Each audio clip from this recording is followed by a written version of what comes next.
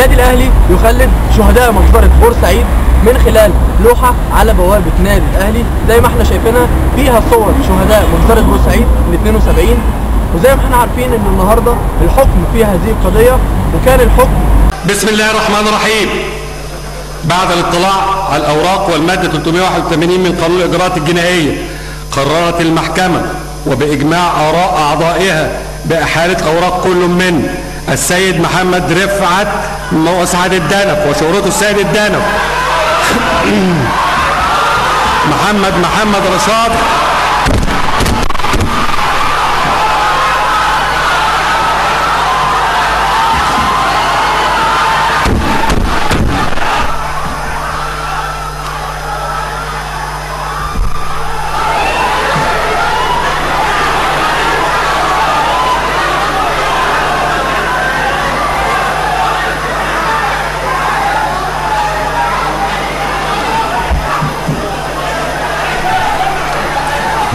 محمد رشاد محمد علي قوطة وشهرته قوطة الشيطان،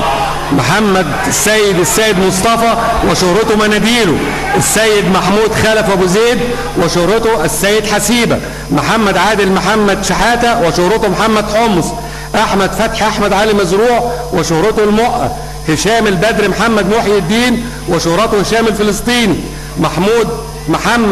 احمد البغدادي وشهرته المندو، فؤاد احمد التابع محمد وشهرته فؤاد فوكس، محمد شعبان محمد حسنين، ناصر سمير احمد عبد الموجود، حسن محمد حسن المجدي، محمد حسين محمود علي عطيه، احمد رضا احمد محمد عبد الرحمن النجدي، طارق عبد الله عصران علي وشهرته طارق عصران،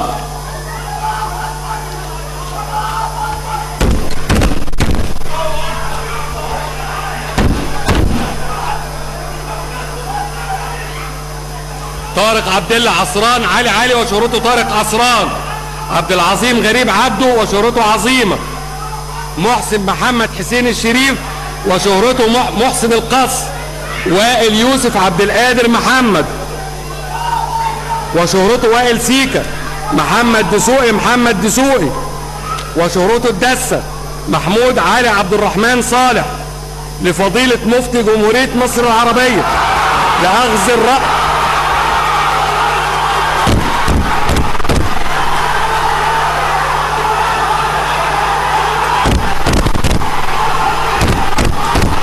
من فضلكم.